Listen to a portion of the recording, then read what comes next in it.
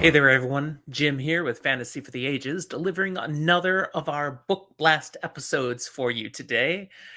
5 minutes or less of spoiler free content all about Cursor's Fury, Book 3 of Jim Butcher's epic fantasy series, Codex Alera. If you're watching this, you probably have already watched my first two episodes on this 6 book series.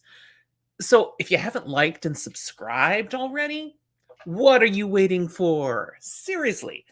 I mean, Zach and I, we're sort of addicted to these subscribe notifications. Okay, maybe that's just me, but Zach thinks it's kind of fun too. So go ahead, make our day. Subscribe. We honestly don't think you'll regret it. Cursor's Fury continues this amazing series in logical, fun, and clever ways. We're continuing to follow an unlikely protagonist who keeps biting off more than he can chew, and yet, somehow, keeps chewing until the meal is done. There is a theme there underlying much of this series. Brains is better than brawn, or wits are better than strength. Do you see where I'm going here? The obviously stronger and better advantaged individual is not necessarily the one who's going to come through as the victor in the end. Often, that's how it is in real life. And in the story, same thing. It doesn't matter necessarily what skills, talent, strength, power you have at the beginning. It's just how you use what you've got that matters the most. And that is so on display in this series. Jim Butcher is demonstrating his writing skills again in this book as he introduces new characters who quickly become valued additions to the story. And often, he doesn't just throw you a new character that you're gonna be entertained by. There are reasons for these characters. They become clear, these reasons, as the book moves along.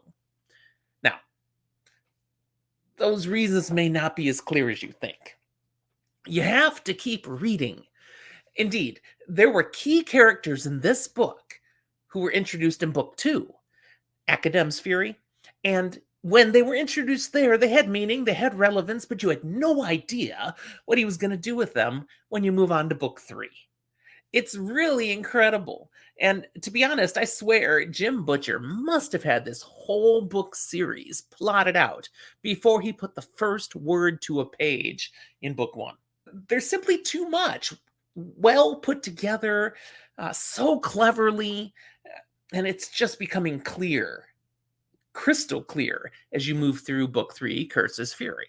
Now, if you liked the first 2 books in the series, I'm going to tell you, you are going to enjoy Cursor's Fury way more.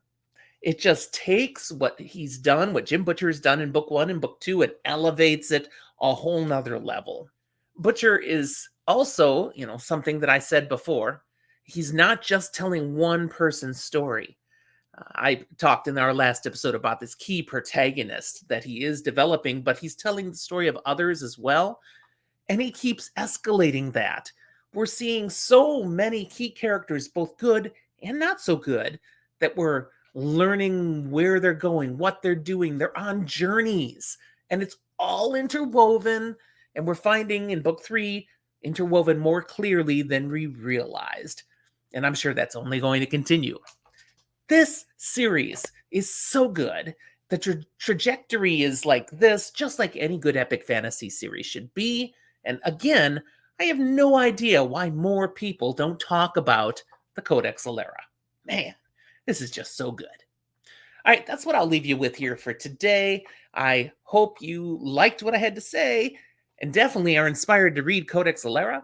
I also hope you're inspired to like the episode, subscribe, find us on Discord, social media, and even maybe check out our Patreon page. But that's enough for me today. Thanks for listening. We'll talk to you next time.